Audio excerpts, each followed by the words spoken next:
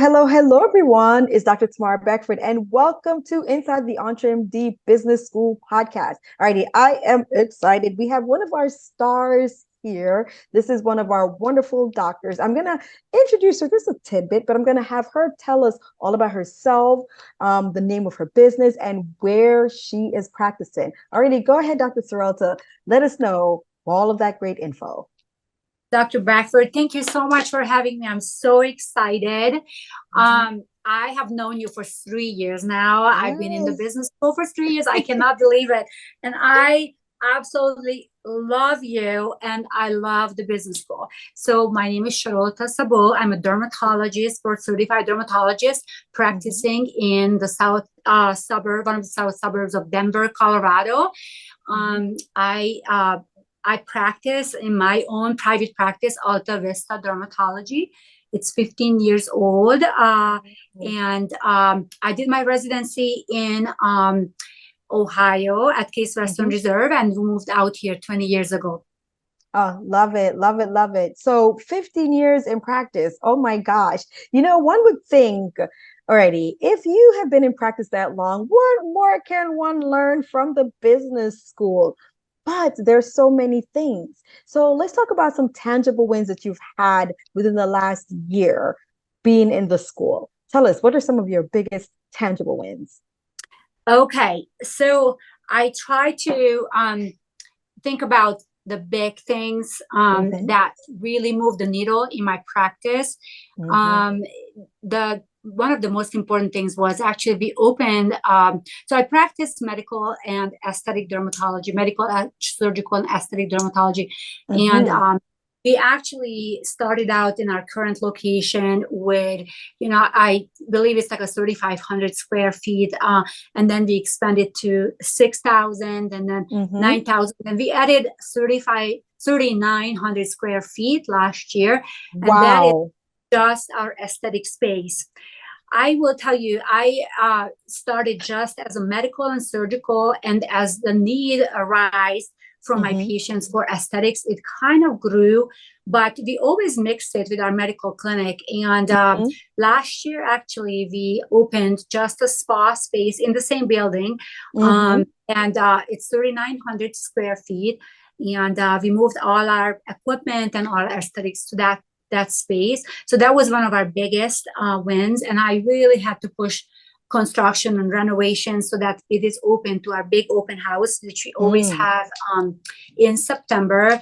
And that was really a huge hit. People walked through and they kind of see the space. And that was, I mean, it was practically a miracle that it happened. But I will tell you that it's definitely something that I got a lot of encouragement from EBS and my classmates to continue to push through that. But so that was the big thing. And then last year, actually, we also ended up hiring an operations director and a spa manager, which was a big step in our organization. For the longest time, well, initially we didn't even have a manager. I started out with 2 part-time medical assistants and 1 front desk person, and that was it. And as we grew 2 years later, we had a manager who kind of started to do some HR, and the practice kind of grew, and we really decided that a director of operation would be very helpful. And so we hired that person last year alongside with a spa manager. So these are like the 2 big things. I will say this, that also our open house that is coming up again in September, but last year hit all-time high in terms of revenue, which was really, really good. And so that actually is something that I'm very proud of. Absolutely. Absolutely. This has been a big 12 months. You had they're going in chronological order. You've had not just the mind to say that I want to expand and be able to now separate my space where I have my clinical surgical portion and my aesthetics, but you're able to build out 3,900 square feet more that's dedicated to this clientele that has needed this space. So not only did you do that, He had this beautiful open house that, we're able to usher the people in to show them the space that you have created for them. And that was able to also bring in a high revenue. And then you knowing that, okay, I now need an operations manager. Like I've been doing this, you're able to hire an operations manager. So this is a lot of shifts that has happened within that 12 months. And these are definitely some huge tangible things. But even making those moves, there had to be some intangible shifts that happens. So tell us, what are some of your biggest intangible wins of the last 12 years to help you even to make some of those big moves that you just told us about? So I think that mindset is really something that has to go through an evolution when you start out with a small practice, with one physician, one provider. That grows into, where we have now, 5 PAs and 2 sleep physicians. So you have to go through a mindset change. And this definitely I attribute 100% to EBS. I will tell you that right around COVID, right before COVID, actually, I was seriously thinking about selling my practice because I felt that all my knowledge I had business-wise, I poured into the practice, but I was burnt out. I didn't know how to go from there. And I feel like that the mindset shift that has happened over the past 3 years was actually that helped me to further grow and get out from burnout, basically, and not wanting to sell the practice, but wanting to actually grow the practice. So I think these intangible changes all connected to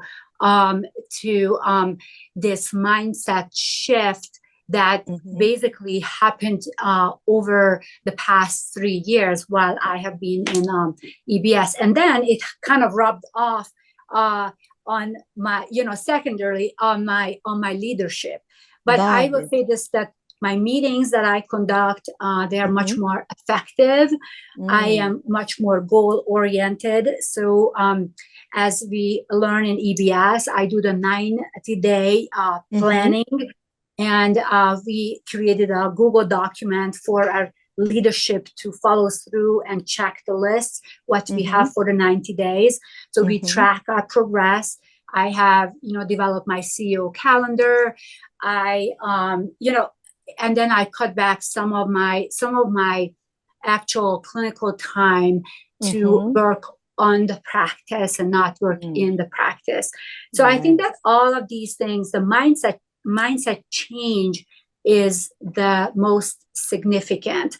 And then, that kind of reflecting on the business. We have, I want to say that maybe it's just something that I feel like we've been talking more about hiring, in EBS, but maybe it's just because I'm focusing on that side too. So I feel like we're hiring better. I think we are, we actually last year as a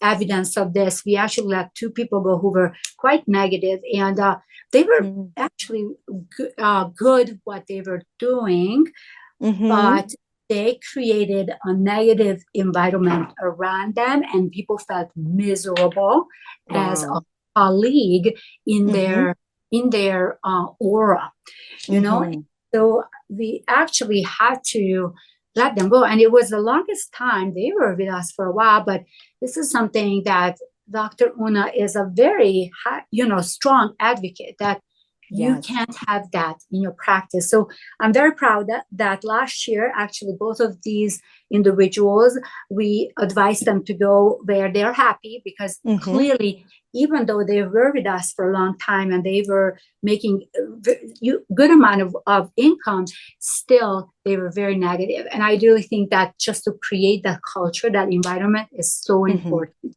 right? Absolutely. So these are just a couple of small examples of intangible, which I think sometimes, hard to measure, but really significantly contribute to the well-being of the people who work here, right?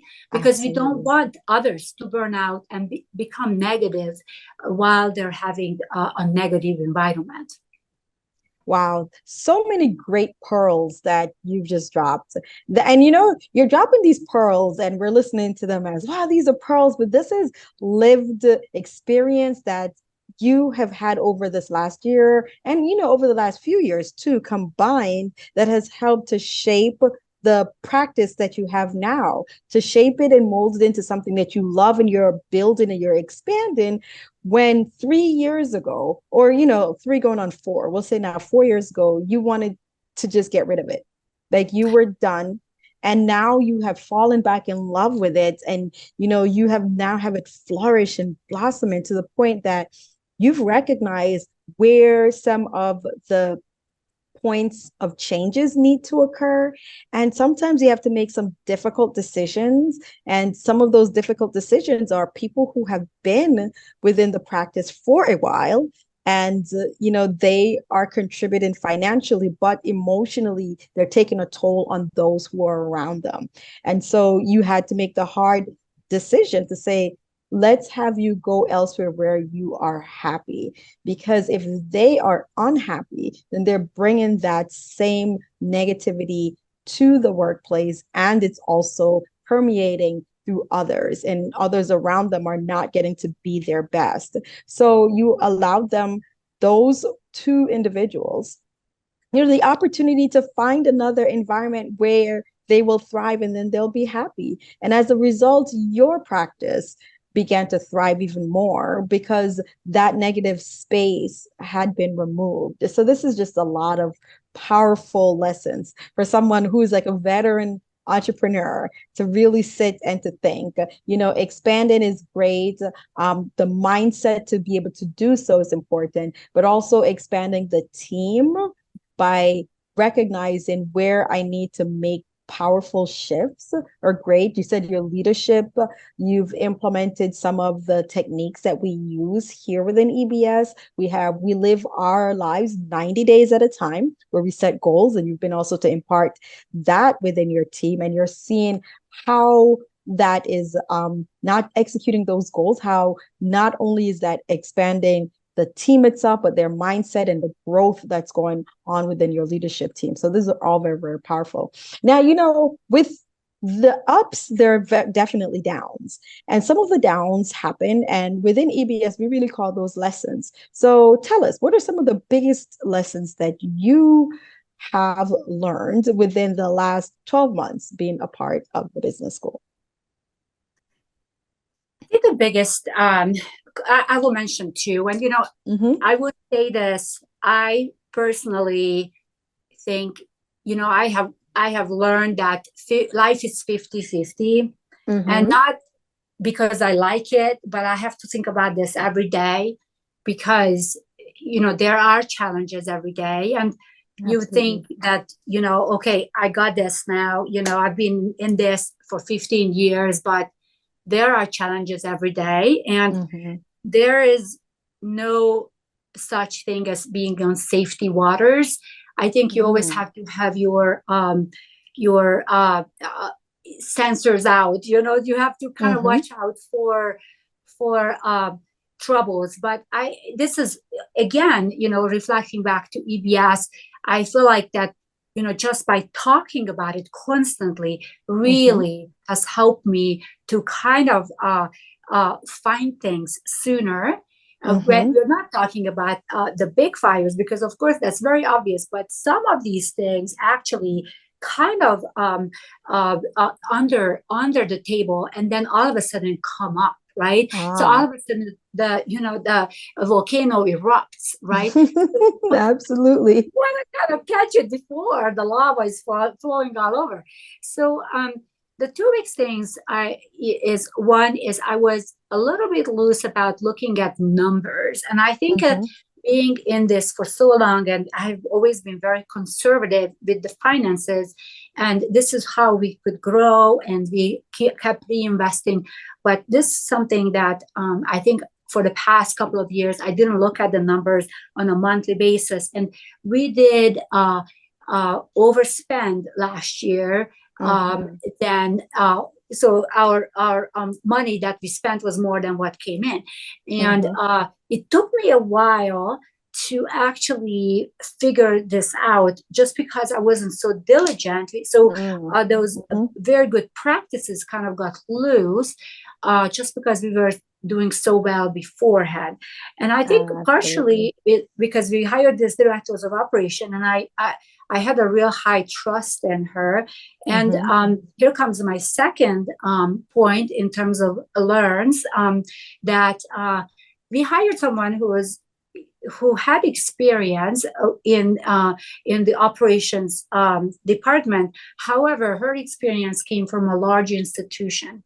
So she actually worked at the university, couple of different departments, and so she was mostly just running those departments for the university, but she wasn't responsible for an entire institution's budget.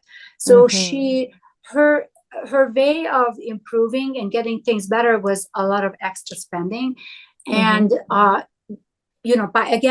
that time we kind of looked at the numbers. A lot of money was spent in a way that we probably shouldn't have. And she bought supplies that were unnecessary. Then certain things expired, and just kind of one thing after the other. And I think we just kind of let her fly too fast, and let the brakes off too fast, so to say, when we onboarded her in February. So we were so happy to hire her, and we had so much on our plate that we wanted to kind of just give it to her, and trusted her basically a little bit too much. She overhired, and she overspent. So it's something that you live and learn. The two things definitely is that private practice is very different operations wise than a big institution where the budget is a little bit bigger and departments can help each other out. When you are on your own, you're on your own. So you don't have that sort of wiggle room.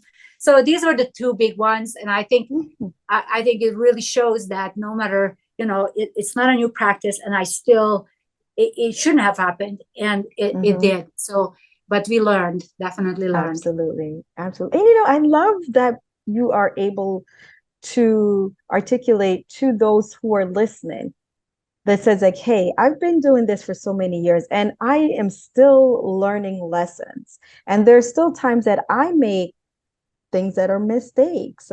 And, this one also leans to the fact that there are a couple of points that you've made to it. Say one, I hired someone when, I was at a point where I truly I was needing this help. And so I offloaded these duties onto this person.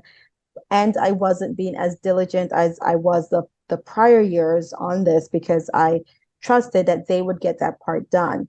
And I didn't do as much onboarding as I would have normally done, or I feel like I should have. So the next time I know that, I'll onboard for a little bit longer. I'll go over the numbers, for a little longer. And I'll be a little bit more diligent in these processes. And also keeping in mind the skill set that that person brings, it might differ. So the name and the title might transfer from one area to the other, but the skill set might differ, as you mentioned. So director of operations at a large institution with multiple departments is different than director of operations skill set wise at a private practice where we're a department of one. So we're relying on us. So we have to make things work. So those are some great lessons for those who are listening. How would you say being part of EBS, how has this helped you within your business within this last 12 months? Tell us. I mean, how much time do we have? So, everything. I mean, I think, and when I started EBS, it was a slow.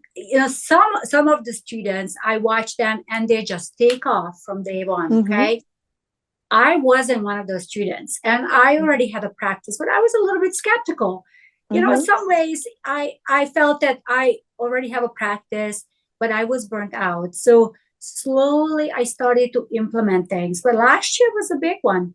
And I actually feel like that a lot of things finally started to click, and I'm finally seeing the ways I can implement it in my practice. For a while, I was thinking, okay, I always had these things that, Dr. Una would say something, okay, we've got to do videos.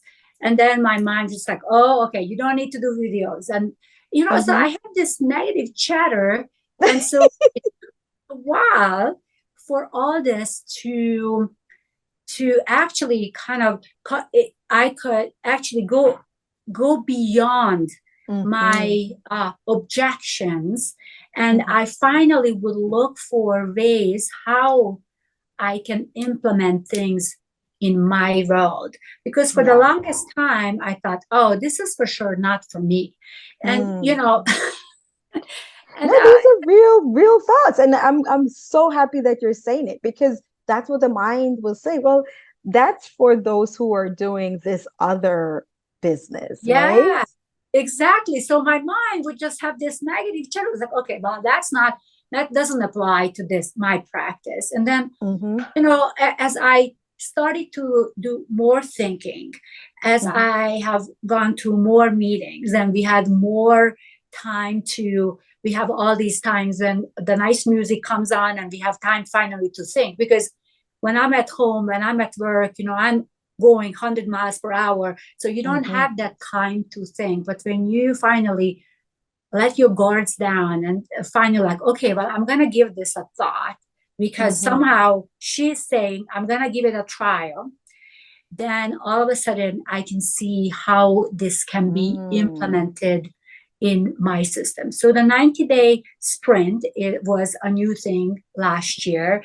And so I also feel like that we have better SOPs. We're constantly, if we notice that there is a glitch in the system, then immediately we go to the SOP. Okay, what's wrong with our SOP? Is there an SOP? If there is no SOP because it's something new came up, then all of a sudden, okay, well, we've got to create an SOP, right? So I think that those sort of things, accountability was last year big. So we are looking at ways how to measure productivity on all departments. And for the longest time, again, my chatter in my mind just say, well, this is medicine. How can I measure? And actually you can. So it's just finally when I could just quiet down my self-talk, and I would open finally like, okay, but I just need to think about this a little bit. And then I started to talk with our leadership, right? So, okay, well, we need to do this, this, and this. Let's all think about it. So I think bringing my leadership into this conversation and bringing home gold nuggets from EBS, I think that is also something I did last year, but there's plenty. I started to do videos. You're not doing videos, the same person. Yes, I did the videos. And we actually, about a year and a half ago, we hired someone. It's like a contractor who does help us with marketing. What her thing is, and she's very good, but she doesn't follow something that Dr. Una, just really, really harps on, is that you have to contribute. You have to serve your clientele. You cannot just always market and ask. So it's been a long time coming, but I'm working on that too. So my thinking, my business hat is all from EBS, and it's all an evolution. I could not right away apply all of it, but I'm hearing about it, and it's brewing in my head. It's brewing. It's on the back burner, and eventually it will come and get implemented. Wow. What I'm hearing is something that's just so important for others too, where when you are part of an institute like EBS, there's a lot of information that goes into being part of EBS. You're going to learn a lot. Not everything will click immediately, but The information is there. And when it's time for you to apply it in the settings, you'll recognize this is the setting for me to apply this.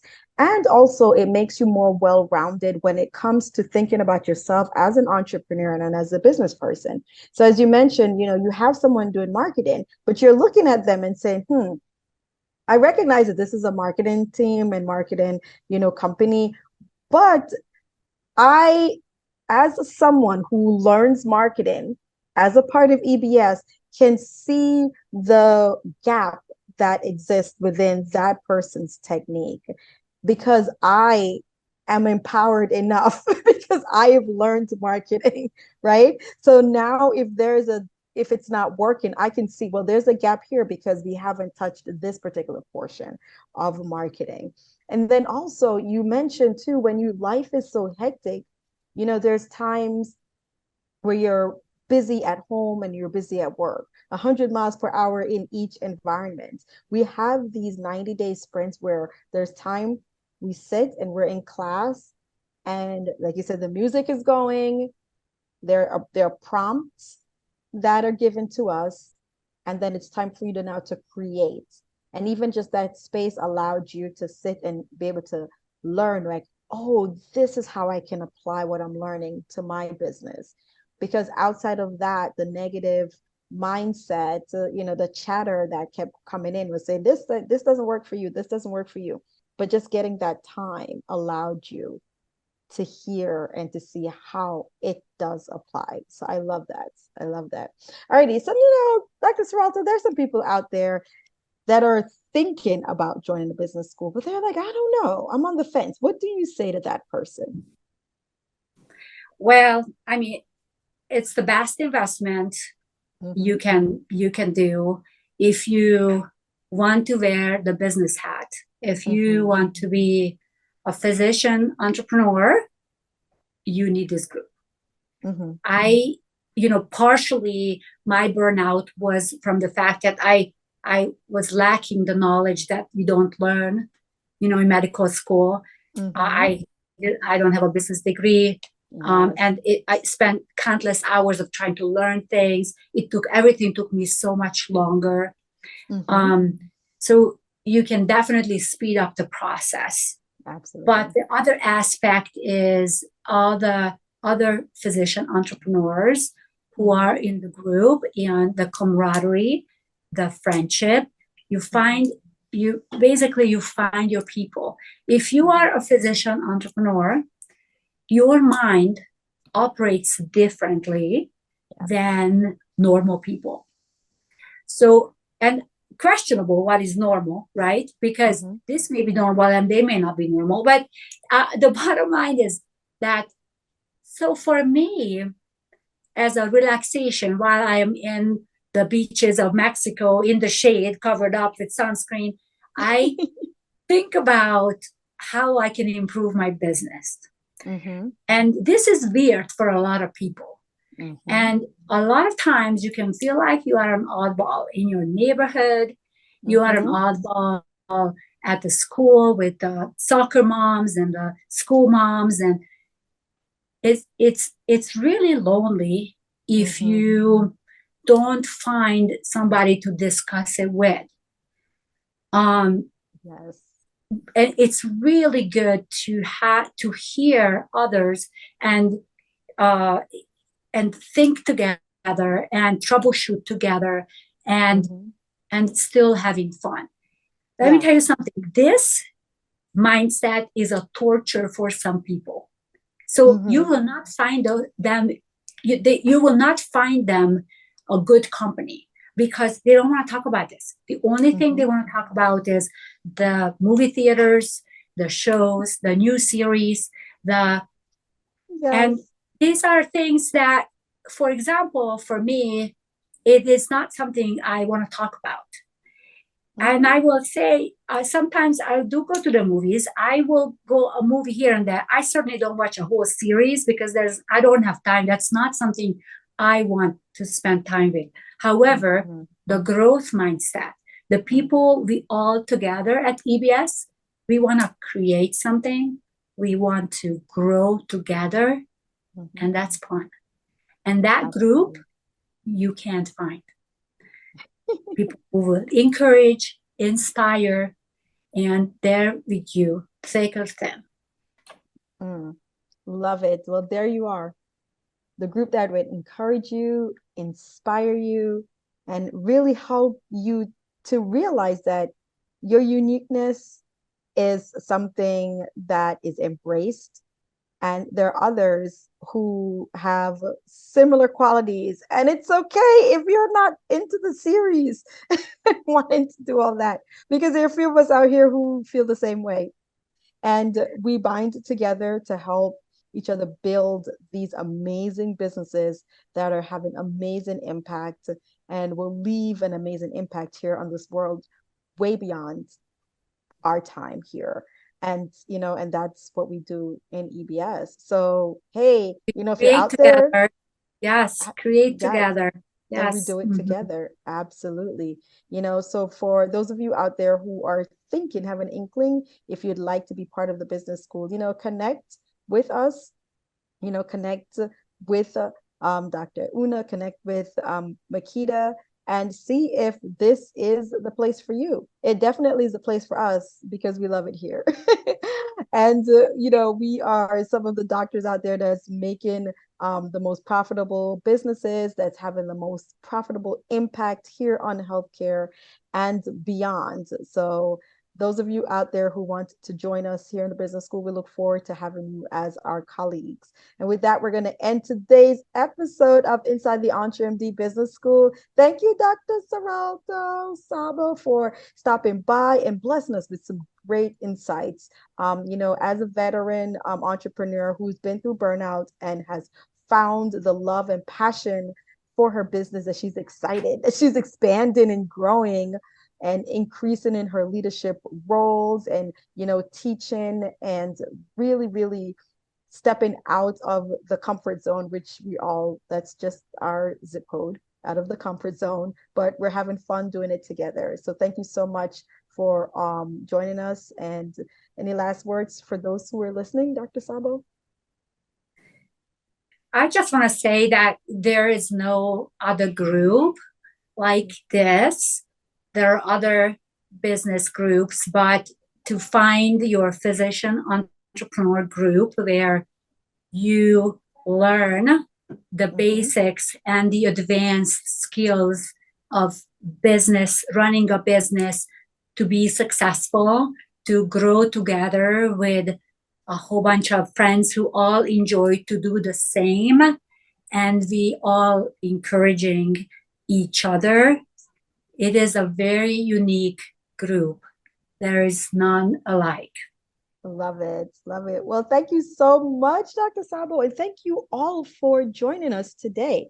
And we look forward to seeing you guys next time as you get a sneak peek inside the EntreMD Business School. I'm Dr. Tamara Beckford. I'll see you guys next time.